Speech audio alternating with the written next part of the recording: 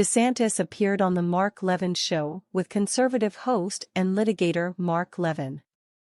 He was asked about the Biden administration's ongoing effort to marginalize the government of Prime Minister Benjamin Netanyahu, with whom Biden refuses to meet despite the fact that he was elected more than half a year ago. Earlier this week, DeSantis criticized outgoing U.S. Ambassador to Israel Tom Nides for defending the Biden administration's interference in Israel's deeply contentious domestic political debate over judicial reform. Levin asked DeSantis why the Biden administration felt it necessary to attack Israel's democratically elected government rather than standing in solidarity with it against common threats such as Iran. DeSantis said, "It's just outrageous. I mean, it's all political.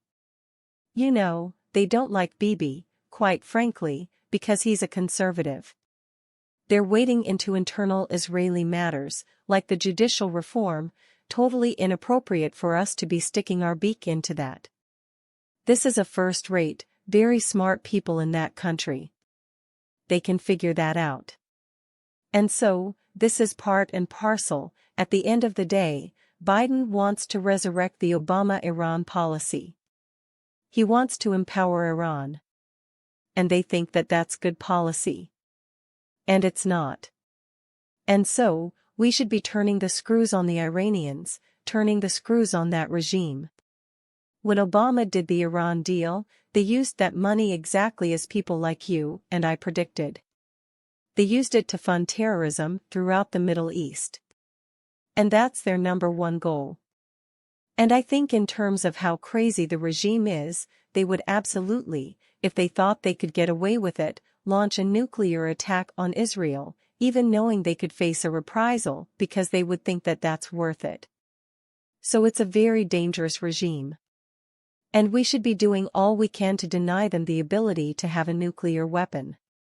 Obama's Iran deal, which was reached in 2015, circumvented the Senate and dropped sanctions on Iran, adding billions of dollars in cash and unfrozen assets in return for promises by Iran to slow its enrichment of uranium.